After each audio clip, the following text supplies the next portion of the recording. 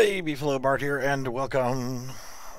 Okay, so spent a little time just kind of refurbing our shitty buildings.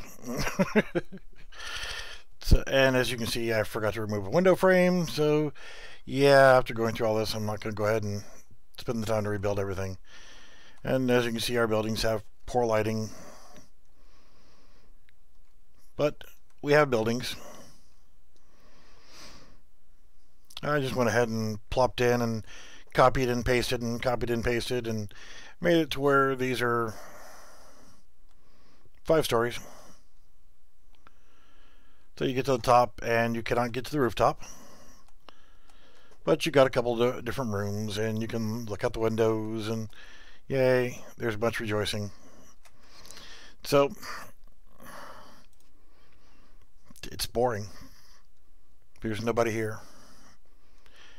What I've done is also got a little open area here, which we can add some more stuff later on. And I've added a wall all the way around the city. And to make it even better, if there's some weird reason that you're able to actually get over the wall, there is a blocking volume put all around and you cannot escape. There is no escape. I did not put one on the top, but as you can see, these are blocking volumes and they're placed all the way around. And there we go. Can rename these wall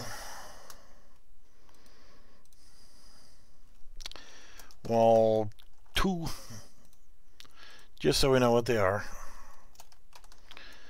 Wall 3 and wall 4, so they don't just show up as box brush. Alright, so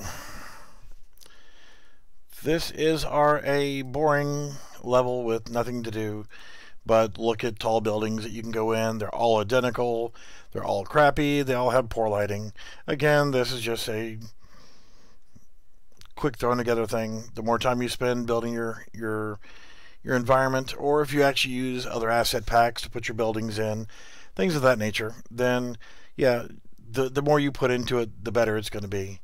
So this was just as a tutorial from the last two, how to combine BSP geometries into static meshes and how to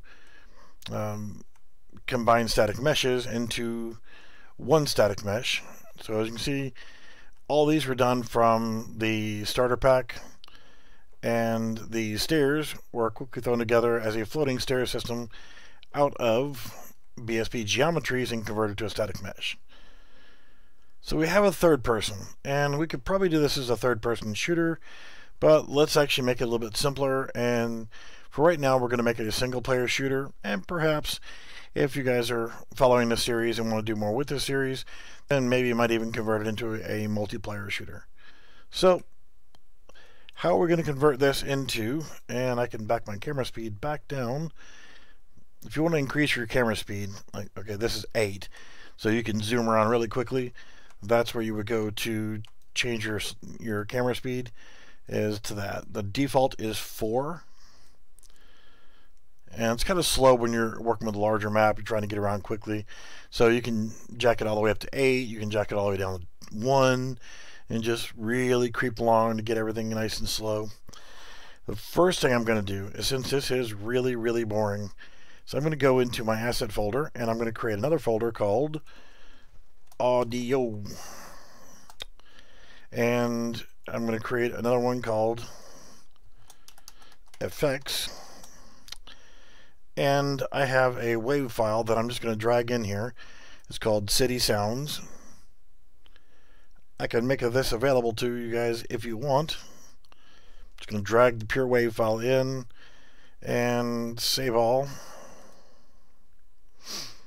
I'm going to go ahead and create this a queue, and we can play it.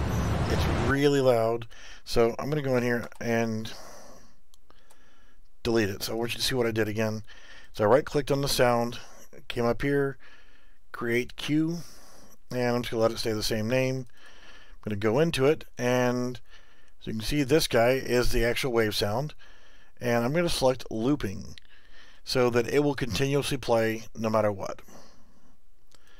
And now, if I wanted this to be a localized sound, I would create a sound attenuation so it would only play within a certain area instead of playing to the entire map. You can adjust the volume in here, but I'm not gonna because it doesn't always seem to want to work correctly. So I'm just gonna save this when there's no compile on that, and I'm gonna go to the blueprints for the map. Blueprints, open level blueprints. We don't need the event tick, but off event begin play, we're going to drag off of here and we're going to say play sound at a location. I don't care about the location. 000 is perfect for me. The sound we're going to play, and we do have all of the stuff from the animation starter pack, and we will be using some of those here soon. But I'm going to select the city sounds queue and hit compost and save. And now if we go into our map, it is really, really loud. So we can fix that, go back into our level blueprint, and where we add our play sound at location, we can now come in here to volume multiplier, and I'm going to change this to 0.3. Let's knock that volume down to 30%. Let's hit compile and save, and before I close it again this time, let's hit play.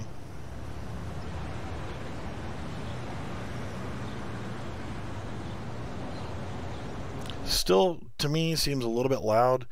I'm going to knock it down to 0.2, compost and save. Hit play again. Still a little loud, but I can live with that for now. In fact, I'm just going to go ahead and knock it down to 0.1. And compost and save one more time and close this. Now we have, at least when we're in here playing, we have some sound. Well, I'm not saying our dude here isn't handsome, but he doesn't do much but walk around and jump. So let's do something. We're going to use this character, well, that bot, but we're going to actually use them later on as a target, something to shoot at. So we've already got our characters, our blueprints folder, and that's cool. But here's what we're going to do is we've already got third person added in here. Let's go to add new, add features, content packs. We're going to use first person and add to project. Alright, so now that's done. Technically speaking, we can come over here to our world settings and change from third person game mode to first person game mode. It's already selected our first person character. We're going to do like we did before, and we're going to change that to our blueprints folder before we start editing anything. So now, again, we have our mouse cursor bug. We're shooting. We don't have a projectile. We don't have an impact. How do we know we're actually shooting anything? We don't even know. So, for giggles, I'm going to grab a basic cube and drag that into the map, and I'm going to put it just a little bit above the ground. Go to my details panel, and I'm going to scroll to simulate physics. I'm going to add mass to it. It's 100 kilograms. So let's hit play, and as you can see, for some reason now we have a crosshair where we didn't have one before. But okay, we got that, and we can shoot it, and off it goes. And we can shoot it a couple times. So we can actually change the mass of it and make it a little bit harder to knock around. But to do that, all we have to do is come in here and let's change it to 500 on the mass and hit play. Doesn't fly quite as much as it did before. But we have a gun, we can shoot things, but we don't have an effect. It doesn't do anything, and we want some feedback. So first thing we're going to do is in our first person, we're going to go in here to our blueprints. Actually, let's go into here, and our player base, let's change his name. He's no longer going to be our player. He's going to be our bot base. We'll come back and edit him later, but for now, let's go back to our first person blueprints, grab our first person character, and copy here to our blueprints folder. Now we're going to change our first person character. We're going to rename him to player underscore base. Now this is our new player. And if we go into our player, we've got all this lovely stuff here. And we got stick input. I'm not going to leave that alone. I'm not going to use it. But instead of deleting it, I'm just going to come over here and drag it far out of the way because I never want to look at it ever again. Mouse input, movement input, spawn projectile. However, older versions of the way this was set up was actually using an actual projectile. And you can see it was changed and not very well. I don't know why they removed the projectile from it. But if we want, we could add another one in, or we can just leave it to where it's shooting the way that it is. Not really concerned about touch input, but I'm not going to delete it just yet. This is what if somebody wants to use that touch input. Get animation instance. We're going to drag this down. We're just going to make this a little bit neater because it can be a little bit difficult to follow everything with it being as crappy looking as it is. Alright, so input action fire. When we fire our weapon, we are playing a montage. And what that is, that montage is actually our weapon is shaking because it's a fire montage. The montage is just a call to an actual animation sequence. Alright, so I don't need all of this secondary, third, fourth. I mean, all their stuff looks crappy. So I'm going to get rid of their comment blocks because I don't like the way that it's laid out. Yes, it was nice that they had it that way, but I'm just going to sit here and just keep going through and just neatening up things a little bit, and then we'll break it down to where it's a little bit easier to follow.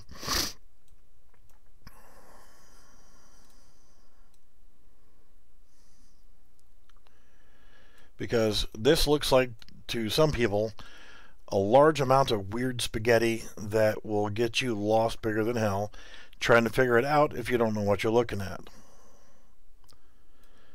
So what I'll do is I'll try to explain it along the way of what they're actually doing here. And it's all kind of logical here. It's just it looks absolutely like crap right out of the get-go. So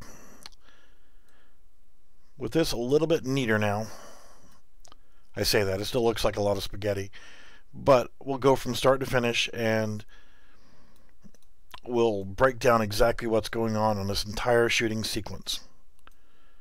Not that it's necessary to, but it's always good to understand what you're working with. Compost and save. Input action fire. And this is for the touch input stuff. I don't care about it, but it's doing the same thing. But when we left click to fire, we're going to play an animation montage, and it's going to get a reference to the animation instance and mesh 1P, which is our first player mesh. I'll show you why you don't want to use this in multiplayer. All you are is a set of arms and a gun and a camera. So what it's going to do here now is, after it plays that animation montage of your weapon shaking and what you just fired, it's going to play a sound at location, and it's using this particular firing sound, and that's good for now. It's going to get an actor location where you actually are on the map. It's going to play the sound at that location. Get actor location is exactly what it means. It gets your actual location. Get player viewpoint. Is this necessary? Maybe, maybe not, but it's using that. Your viewpoint is where it's going to then fire off your weapon. So it's getting your rotation in the X vector, meaning in the X direction. It's going to start a trace, which is going to be a line trace system here. I could probably neaten this up even more here. Neatening things up is not, oh my god, it's so critical, you have to do this. Yeah, you should do it. Just because if you make a mistake somewhere and something is broken and you have to go back through all of this spaghetti, are you going to be able to know what's where, even if you put it in there, if you can't follow the lines and where they go? So, yeah, it can be a problem. But essentially, it's using all this information here.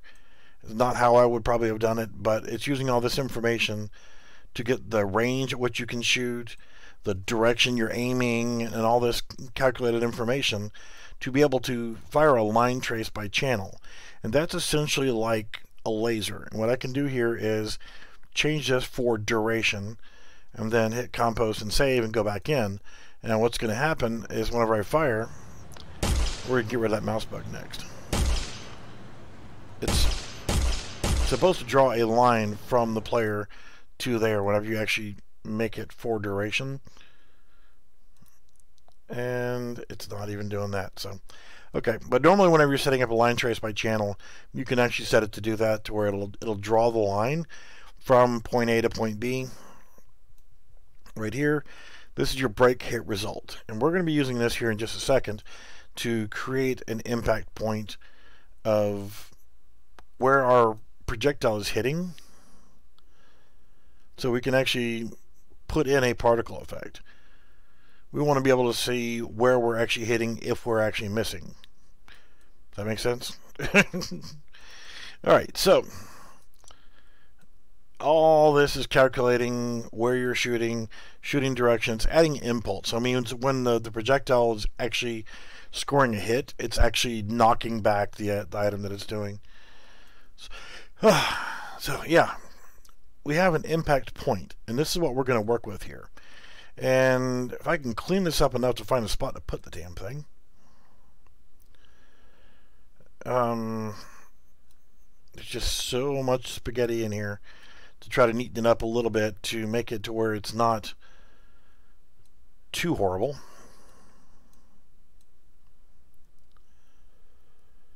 Yeah, there's just not much hope for this.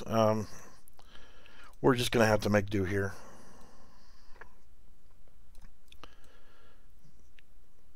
So before we add our impulse in, we can try to do it right here. I think we should be able to get enough room out of this to make room for it.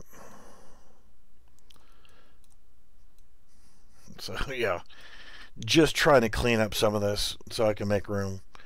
So what we actually want to do here is we want to spawn emitter at location. See, this is a rather big node here. That's why I was trying to make as much room as I could. So we want to add an emitter in. The location where we want it to go to, we're going to get from our impact location. So we're going to drag that line all the way over to there. And what we want to use is, let's go ahead and compile and save. And let's take a look at the emitters we have at our disposal. Our starter content, we have particles. Now we've got ambient dust, explosion, fire, smoke, sparks, and steam lit. But what I'm going to do is I'm going to right click on P_sparks. I'm going to duplicate it, and I'm going to change it to P_impact. I'm going to go into it. Now it's going to be a steady streaming emitter, and I don't want it to be steady streaming. So what I'm going to do is I'm going to click on required right here, this yellow bar for required. I'm going to scroll down to this, and emitter loops 0 means it's going to play infinite. I'm going to change that to 1. Okay, and that's on the smoke. I may come back on and change that to 2. But what do we change this to now? We have to hit the save button. Then we can go over here. I want to do the sparks. Definitely only want 1. Save. Spark burst. Oh, that looks lovely. And save.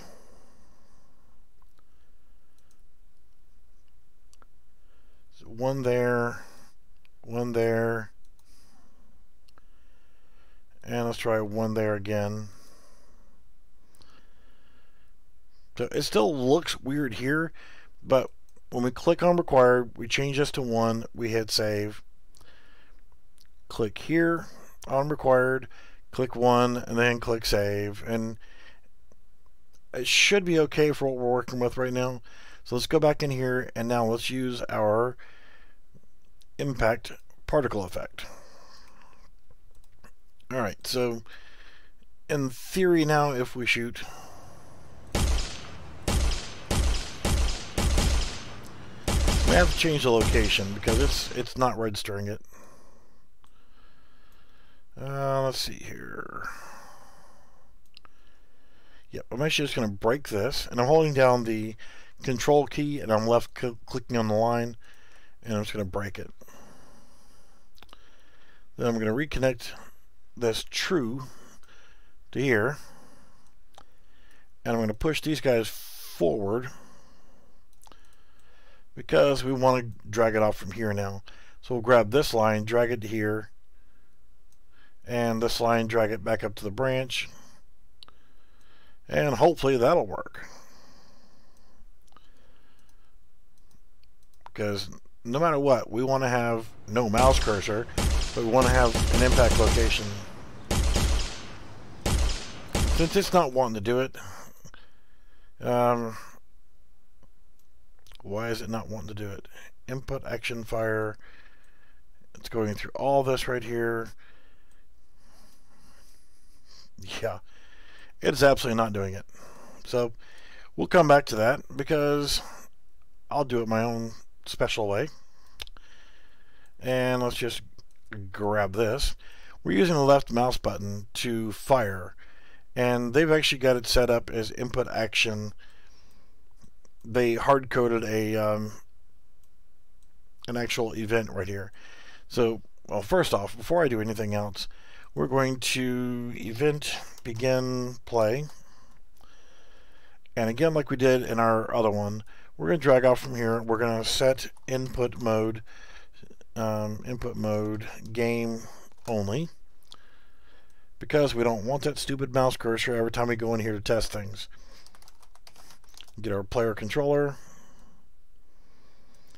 and drag off from here, set show mouse cursor, leave that default and connect it back in. That's going to get rid of that. Now, they use all this information to be able to fire, and yeah, in theory it's working, but it's not letting me modify anything in there.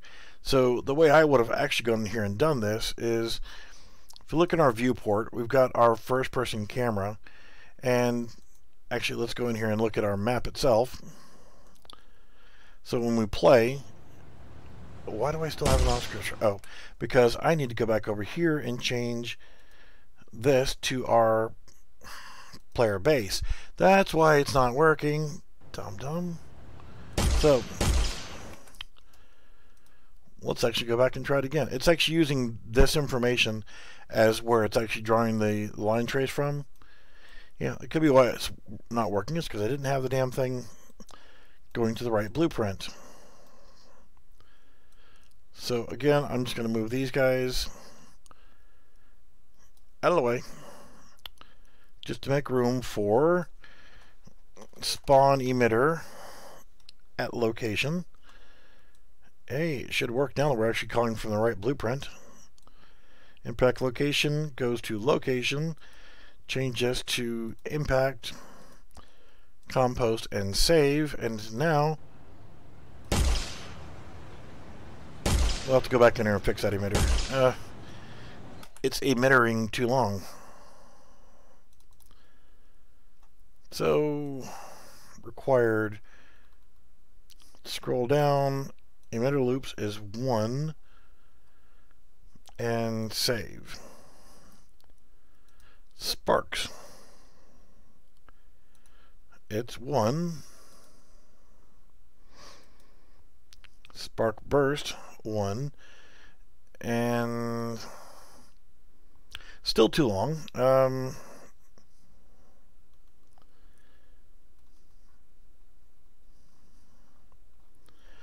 And the thing is, we can't do a whole lot of thing here. Spark burst. So which one is actually... I like that one. I don't like this one. Let's look at lifetime. Initial size.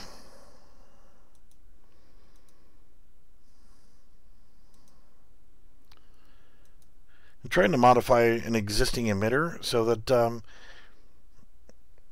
we can get a halfway decent impact here.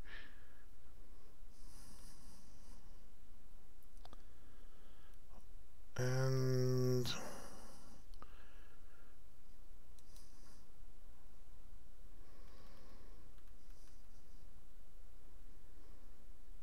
all right, so one loop, if we change it back to 0 and hit save, it's just going to play non-stop.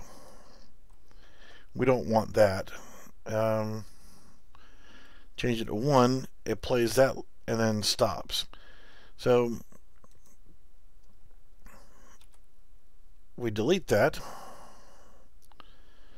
leaves us with spark burst, and what in the hell was that all about? All three monitors just blinked for some reason. So we got this one required spawn. We got that little blink there, but it's still a little bit too long. Emitter duration, let's try changing that down to from 0 to 0.5 and save. Still a little bit too long, so let's go with 0.25. Cut it in quarter. And then there. That looks good to me. Good enough, at least for now. So now we'll go back in here and play. We can see we get a little smoke off of it. We could change the amount of time that it plays the smoke as well, because that's a little bit long.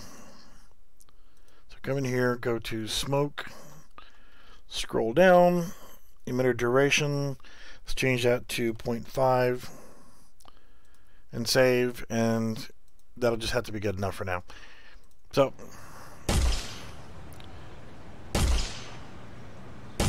you can see that we have a little smoke coming up after we get it. We get the sparks. I like that better. That's okay. So we have that. We can shoot. We can knock things around. That's great. We have a first-person shooter, but the only target we have is poor old Mr. Cube here. I mean, we can give him a friend, but I think he probably wants more than a cube for a friend. So now we went back to swapped over from third person to first person. Let's go into our bot base. All this stuff looks lovely. Delete. Compost and save. He doesn't need a follow camera. He doesn't need a camera boom. He doesn't need, well, he needs a mesh. So if we look in our viewport, here we have just a little old dude doing nothing. So let's look at our event graph. We've already added an is dead. So let's add another variable in here. And what in the hell? Hey, my screen just blinked black again. Thank you, NVIDIA. You must be doing something with drivers again. I love the video card. Hate NVIDIA. So we're going to call this our health. We're first off going to change that over to a float. And we're going to set up replication because, well, it needs to be. We'll need it later. But for now, after we compost and save, let's change our health over to 100. Now we compost and save, we have health. So the next thing we want to do is start preparing him for taking damage and doing something, dying, falling over, that kind of stuff. So I'm going to event any damage is the node that I just created. Event any damage. With that, we want to get a reference to our health and drag that in here, and we can use get. Now, a quick note, if you hold down the control key, left click and drag it in, you'll get a get node. But if you hold down the alternate key and left click and drag it in, you're going to get a set node, and we're going to need a set node. So we want to grab a reference from our health, and we're going to hit the minus key, so it's going to be float minus float. So what we're trying to do is we're trying to subtract the amount of damage from our health.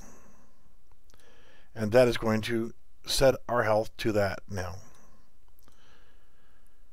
Okay, so from here we can compost and save. We've done that, but what we want to do here is we also want to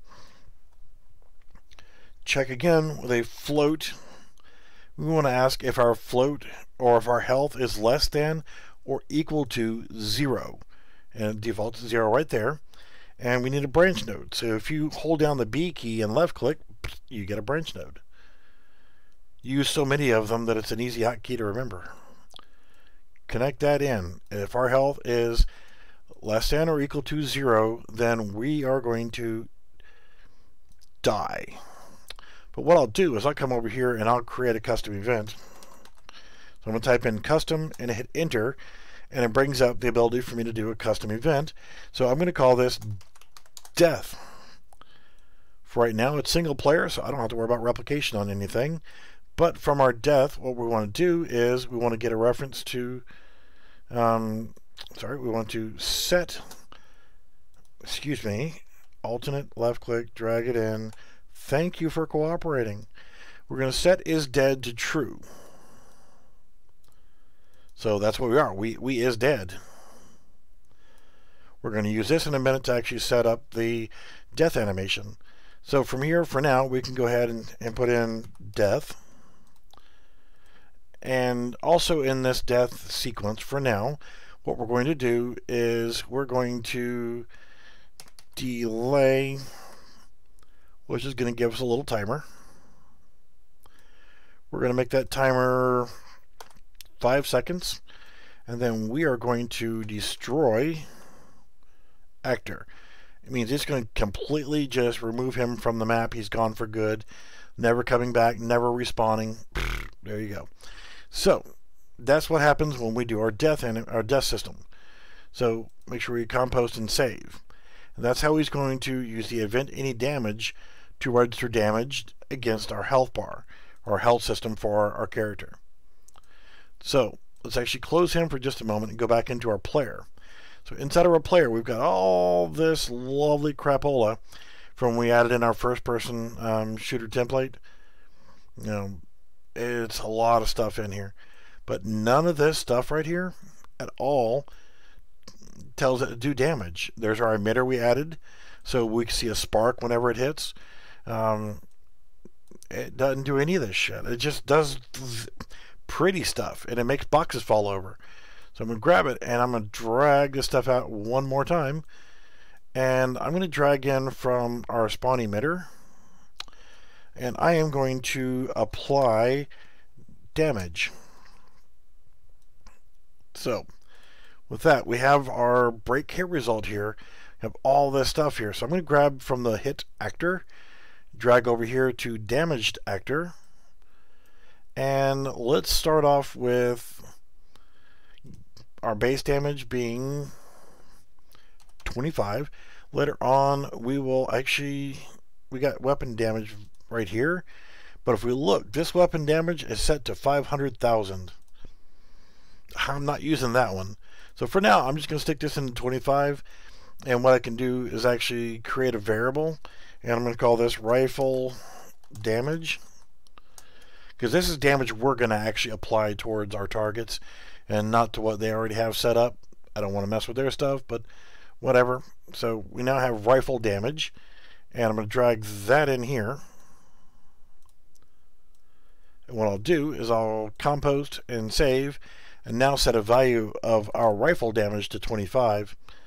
And now I can connect this into here, and it will do 25 damage to our target once we actually hit it.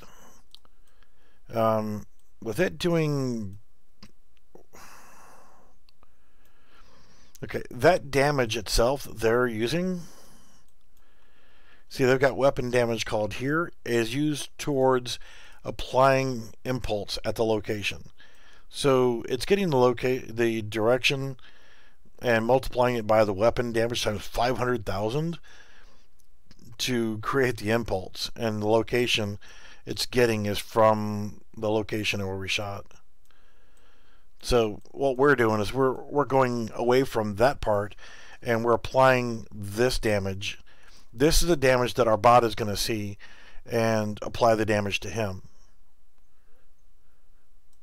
We still don't have death form, but if I just grab the bot and I throw him in here and throw him over here next to our cool boxes. Actually, we'll stand him right up here and turn him around. How we could probably put him on top of the boxes. He's not going to do anything. He can't run away from us. He can't move yet because we haven't told him the sequence to be able to move. So it's applying the damage to the impulse to knock that over. We can't hit him. Why can't we hit him? Our bullets are going straight through his ass. Oh no, what's going on? Things are horrible. Things are broken. No. Just settle down. Settle down, I said. Let's turn back on our duration for our line trace. I'll show you what's going on. So we come in here and we're no problem. We can shoot these boxes all day long. Look, these little red, when I hit and turn green, that means that they hit something. So if I hit and shoot at this guy, they're going right through him. They're not actually hitting him. If I shoot this wall, it registers that I hit a wall, and the green is what's left over afterwards. So why aren't we hitting him? We're blowing holes right through his face, or chest right there. It's because he doesn't have collision. So let's go into our bot base, select our mesh in our details panel, scroll down and change this collision preset from character mesh to block all dynamic, compost and save. And if we go back in here to play now, boxes still die like normal. We shoot him, and you saw we have an emitter where we shot him. So now he can take hits. He's technically dead, and there he goes. He took enough damage and he finally died. So why did it take so many hits? We have his health set to 100, and our rifle damage is set to 25. Click here, it's 25. Bot's health, click here, it's 100.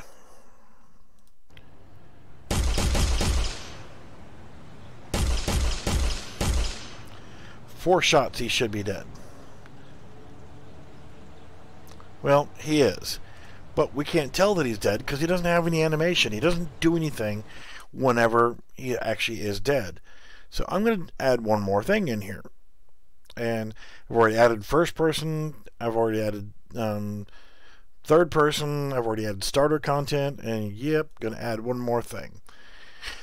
Inside the marketplace, if you don't already have it, is the animation starter pack. It is free of charge. It's 25 megabytes of file space. I'm going to add the project, and our project is called Training. Right here, and select my project, add the project, and you can see, boom, boom, boom, and done. It is now in our project. It is all kinds of wonderful in here. Well, our dude doesn't have a gun yet, so he can't shoot back at us. So for now, we just want a death animation. So I'm going to grab death animation. Here's the problem, though. We know that everything is okay with dude, and he's going to be able to walk once we tell him to walk. But if we want him to actually carry a gun, we're going to have to do something here. When you do the animation starter pack, it comes with its own mannequin. So if we go to our bot base, if we come in here and select the mesh and our viewport, if we change him over to use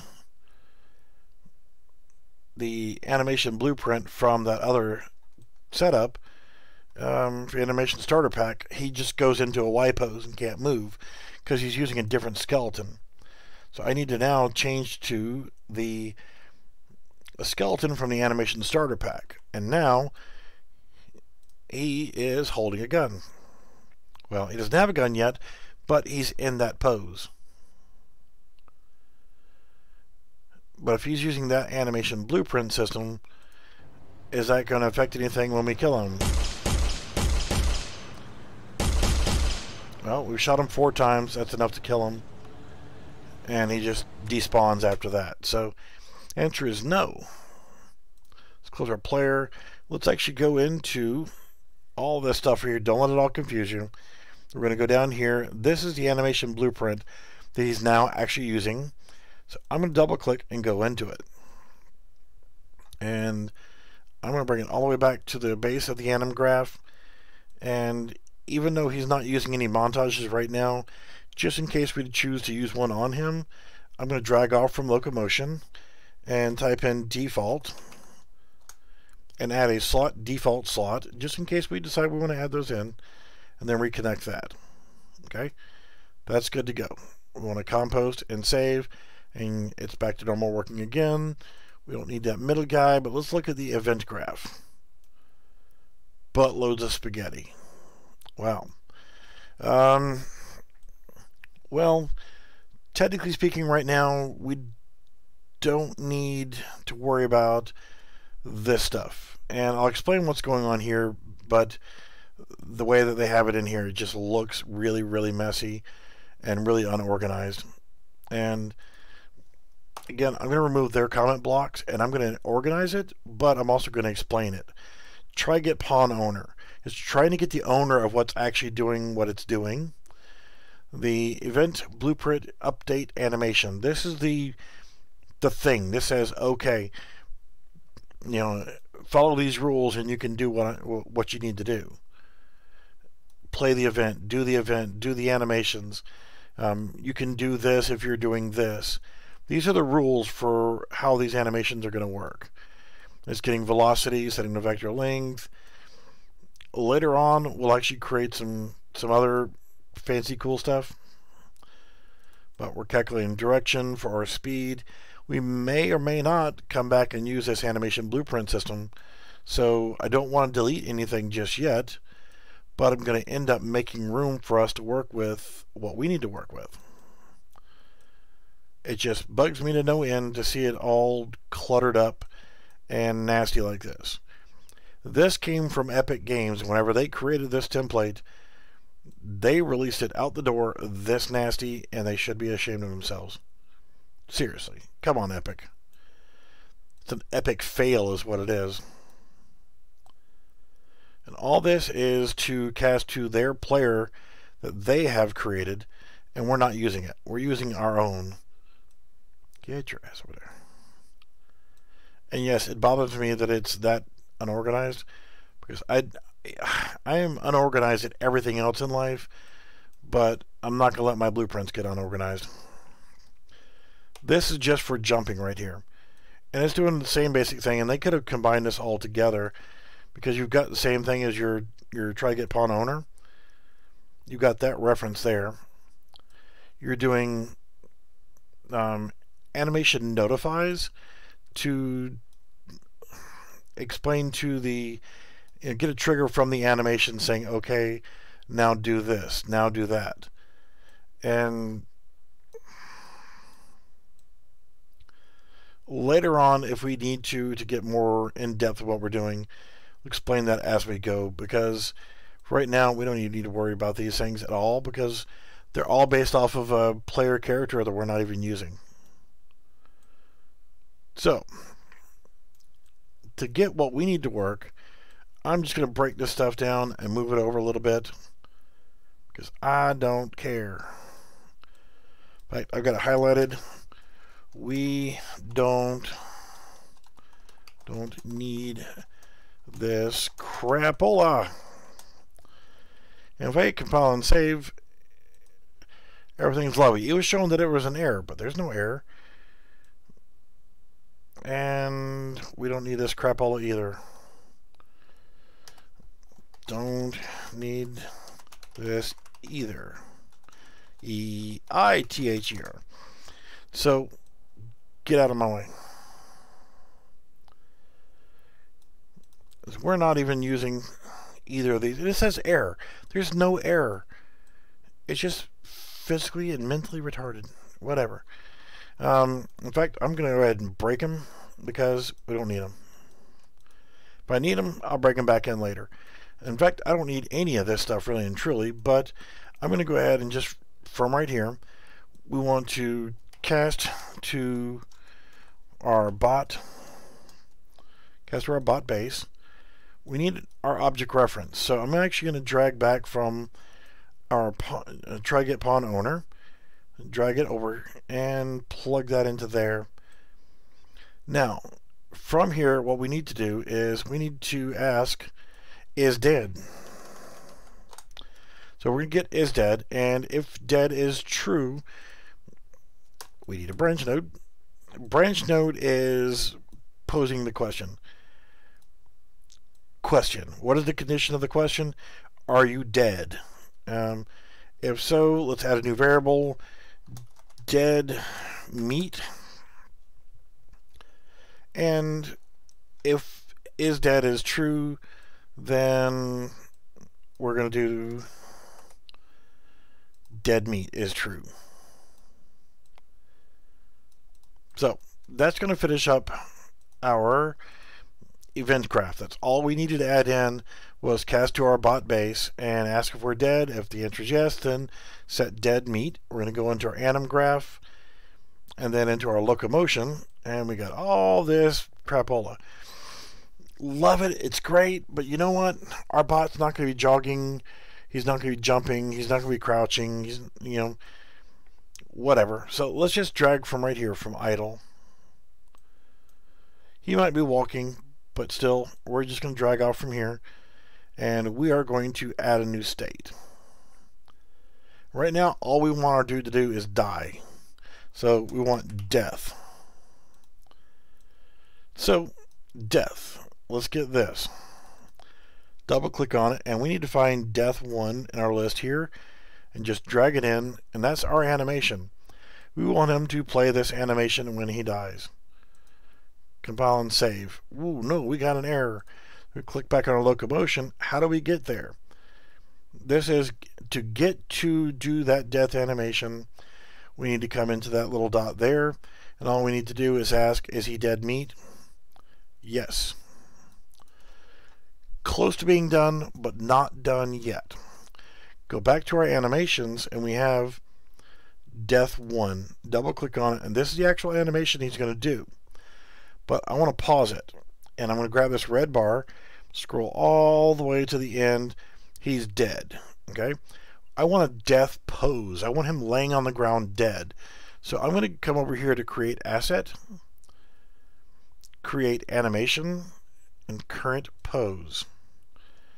And I'm going to go ahead and for now put this in my characters folder, blueprints. I'm going to move it in just a minute, but now I'm going to come in here and change the name, call this dead_1 because it's based off of death_1.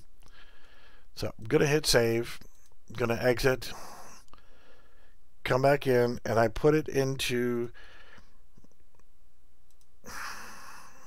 the blueprint folder. I don't want it in this folder. So in our characters folder, create a new folder called animations. And I'm going to create another folder inside here called death because I'm going to reorganize things later. Now I want to take that blueprint, drag it into here, and move there. So we now have our death, our dead 1 here. Let me go back in here, go back to my locomotion. I want to go from here to my dead state. So I add a state. I'm going to call this dead. And the animation that we want is our dead 1 that we created. If you can't find it, type it in, and there it is, dead. Connect that in, go back to our locomotion, and we want to be able to get to this state now. How do we get to this state? We need to ask, are we done doing the other animation? So time remaining for death 1, time remaining ratio death 1.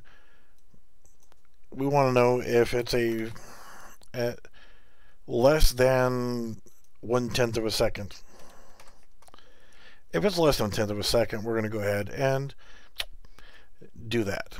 So now we're good to go, but I'm going to go ahead and just drag it back into here. So in case we want him to respawn, I can now double click to here, bring in my dead meat. But we don't want to see, okay, is he dead? Well, yeah, he's dead. He's doing death. So we just want to do not boolean and drag that into there, and that will finish setting up our death sequence. So he'll do a death animation, then lay down and be dead, and then if we tell him to be alive again, he'll just pop right back up. We don't have a undeath animation. So at bot base, we look back in here. Now, whenever it fires off is dead, it's going to cause him to do the animation.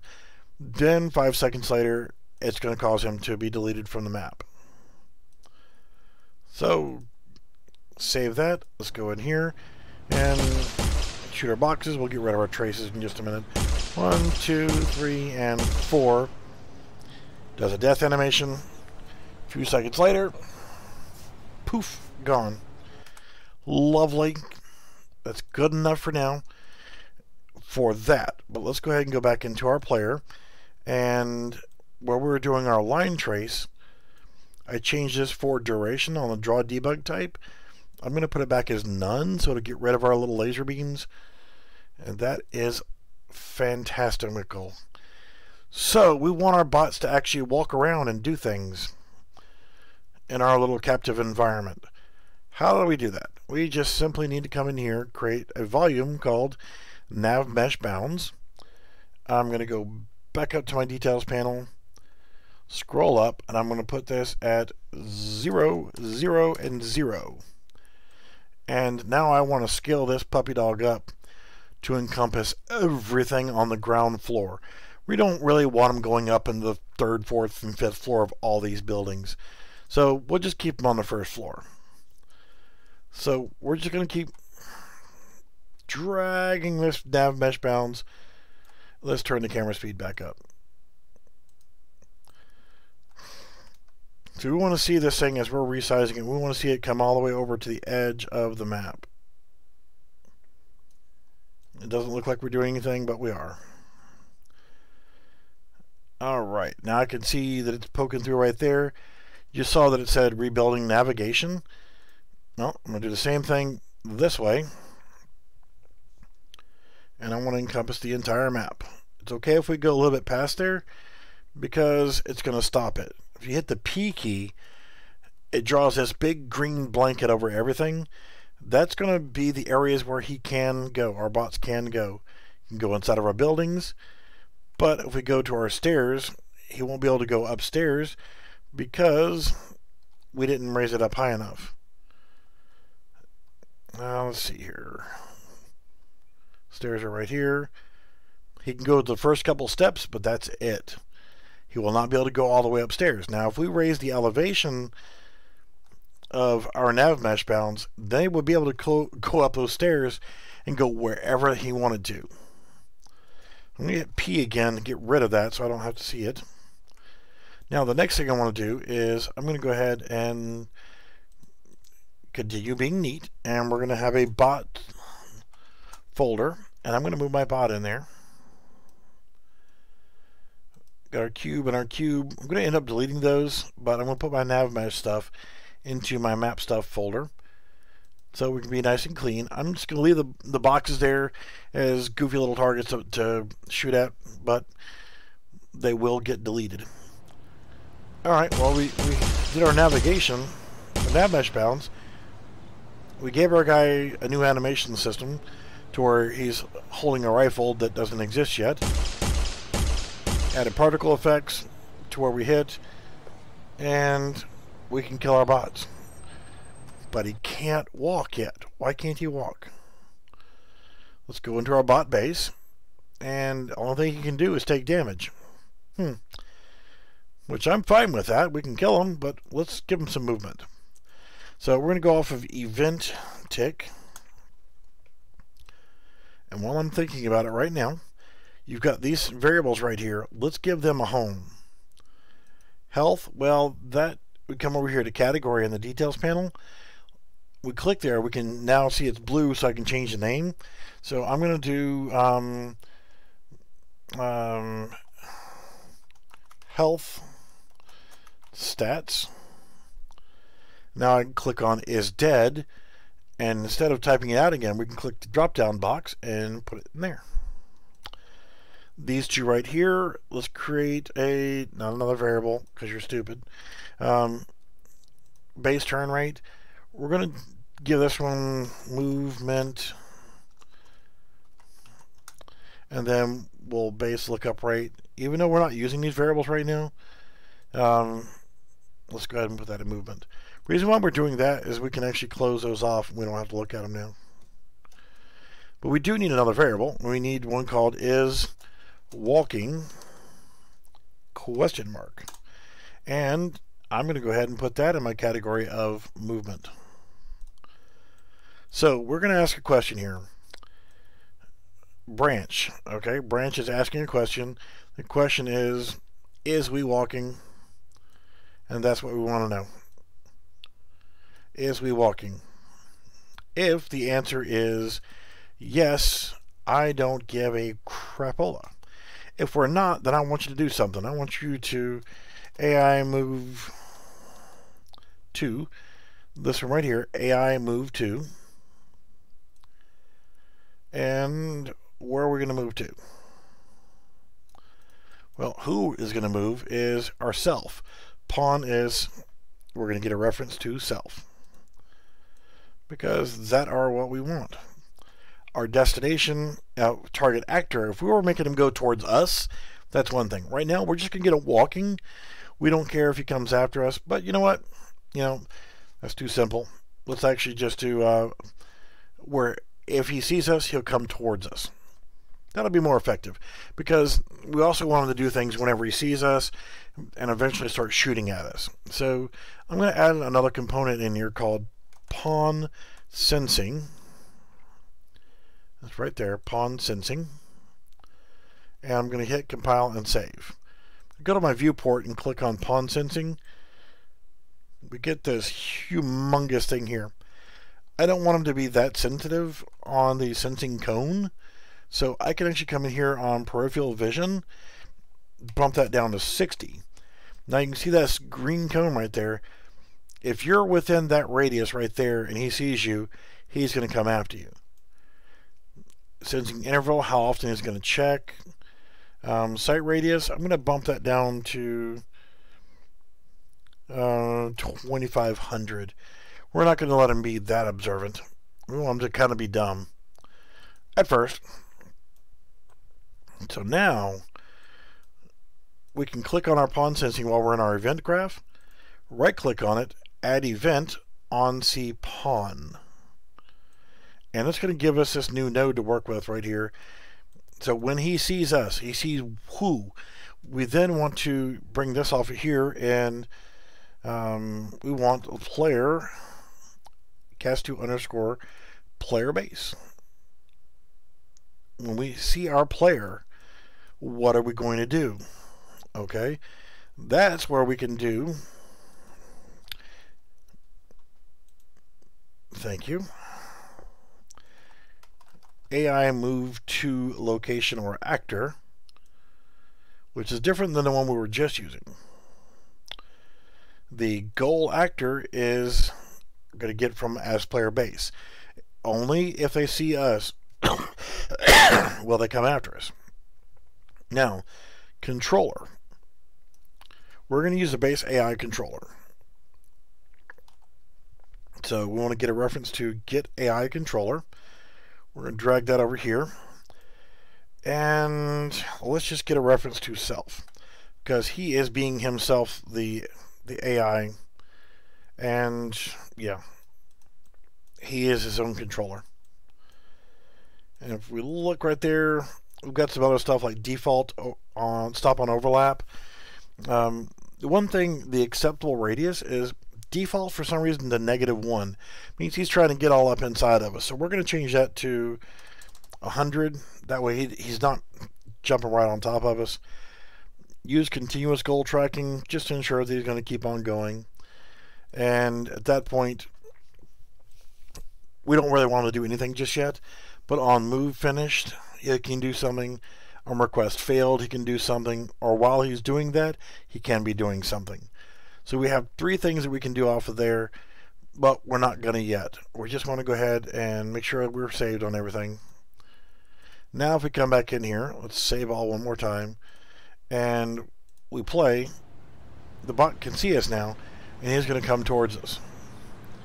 As long as we're in his cone of vision, he's going to come after us.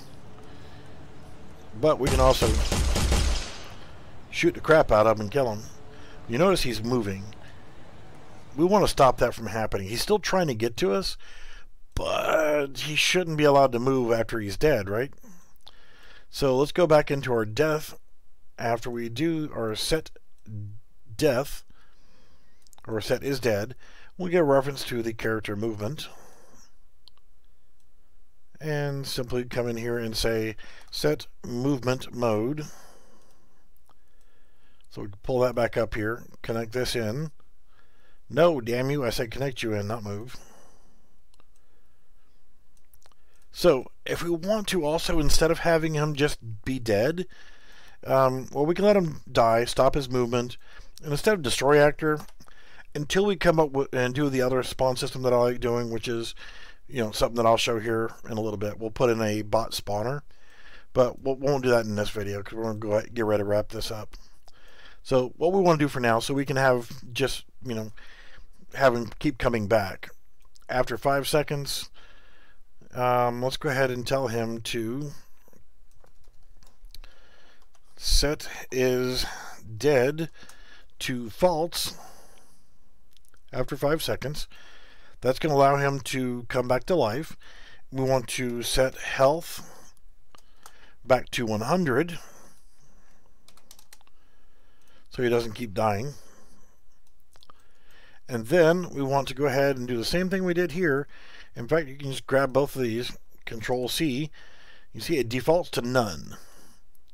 So let's go ahead and Control V to paste it back in here.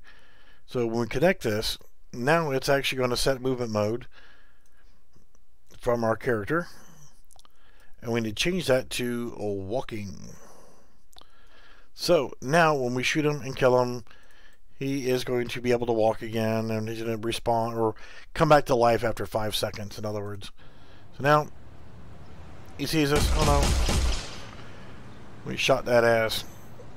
He did his death animation, and then a few seconds later he comes back to life. But let's hide from him and see what happens. You can't see me. I'm hiding behind boxes. Well, you saw me anyway. So let's run through the buildings and see if we can lose him. Shit, he still knows where we are. Run! Run, Cletus, run! With continuous goal tracking turned on, it doesn't matter because he's already seen us. He knows where we are. He's going to keep tracking us. But we can get away from him by going upstairs because his Navmesh Bounds is set to where he can't go upstairs. You know, there's no way he can track me now. I've already gone across the entire city.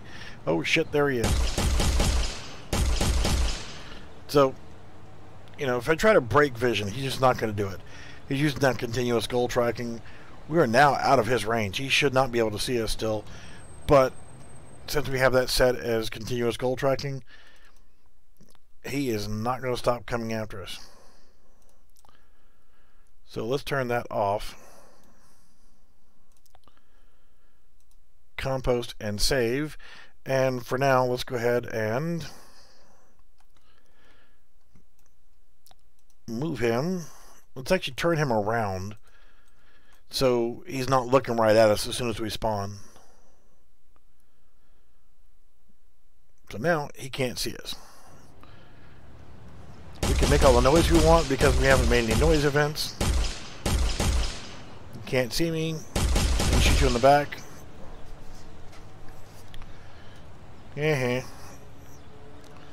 But since he hasn't seen us yet, he won't come after us. So let's try to be sneaky. Let's go around here and see if we can get away from him. And God, get all of these crappy buildings. Let's see if we can get him to chase us now. Oh, he sees us. We can run away. And we... Oh, shit, he's moving pretty damn quick, too. He's smart.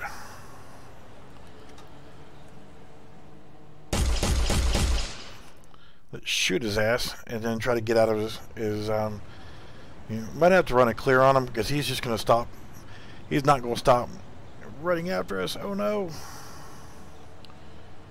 So let's let him actually come over to us. See, he keeps his distance away. He won't come any closer than that because we set that radius to him. Goal actor, that's fine. Acceptable radius is fine. Stop on overlap. Accept partial path. Okay. Use pathfinding. Lock AI logic. Yeah. So this works for now. Let's get them chasing us. We can actually start playing them. If it's going to be a continuous logic like that, and that's fine. I like having that. And when we do the next video, we'll actually do a respawn system that's actually intelligent. Instead of this, we'll go back to after he gets killed, we'll take this stuff back off, and we'll do this, which is destroy actor. So when we kill him, he just goes away.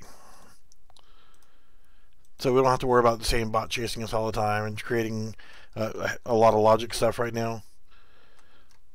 But here's the cool thing is, well, let's turn the camera movement back down. And we can start spawning or putting in more bots into the map. And for right now, it doesn't matter. We can just drag a few in here. Just so we have something else to shoot at. I like having a respawn system so that you're able to go back and you always have a constant thing to shoot at. Another thing we can do is set up a score. So once we get to a certain point, we can disable the bot spawning or things like that. Or we can set waves where 10 of them will spawn at a time or whatever. Then if we play, we got a bunch of different bots in here. We don't have a scope mode, and that, to me, we need a scope mode. So I'll do that in the next. Actually, that'll be something for the next video. Is I want a scope mode. I want to zoom in. I want to be able to have a sniper mode. So if I'm actually up here in one of the buildings, go up on the second, third, fourth floor, whatever else, then I made the buildings. I still go the wrong way. We can actually do our sniper thing. Hide up here, zoom in, pick them off, and then run.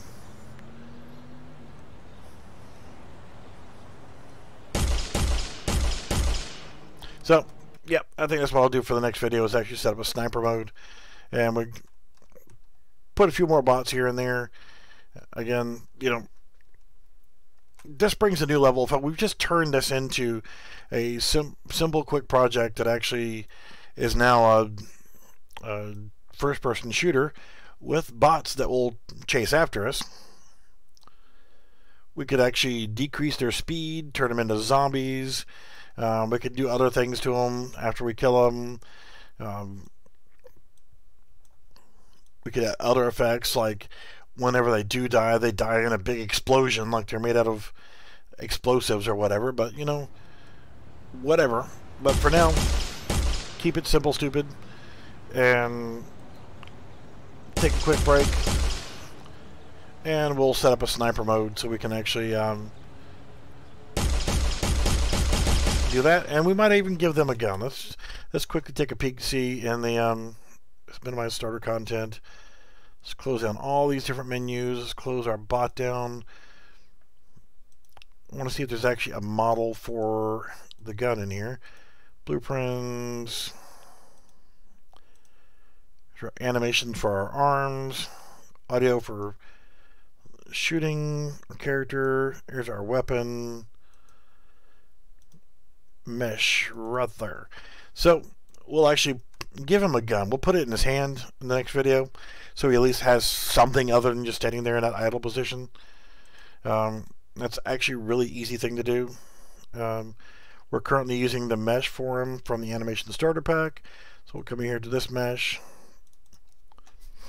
we will go to the skeleton tree, find the hand R, right click. We want to add a socket. Main. You suck. See, it lets me create a socket, but it doesn't let me name the damn thing. I actually have to manually click on it to rename it. I hit F2, by the way. So we're going to call this our main hand. And then we're going to right click on that, add a preview asset. And I'm just going to type in gun.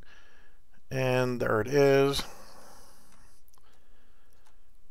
And now we want to see how it's going to look in his hand, but he's in that stupid pose. So let's go over here to Preview Controller, use Specific Animation, and let's find one. So let's try Idle Rifle Hip. Idle _ rifle hip. So now we can see that he's actually in a pose that is holding it. I'm going to go ahead and hit pause here, and now I just want to go ahead and rotate it and move it in the right position. You have your different transform tools to move it around, get it in position where it looks like he's actually holding the weapon while he's in that animation. This isn't actually handing it to him right now. It's just setting up his hand so that he can hold it. So I just want to take a few extra views. Probably helps to uncheck snapping on things. You want to get the rotations and everything to make it look just right.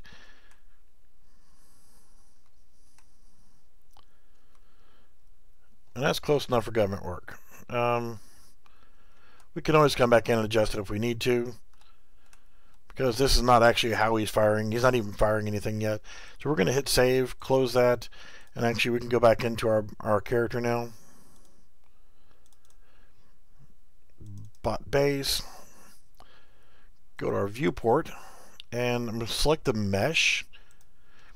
I'm going to add a component, and well, what is the component that I want to add? Well, I can go back in here to where our mesh is for our weapon and select it.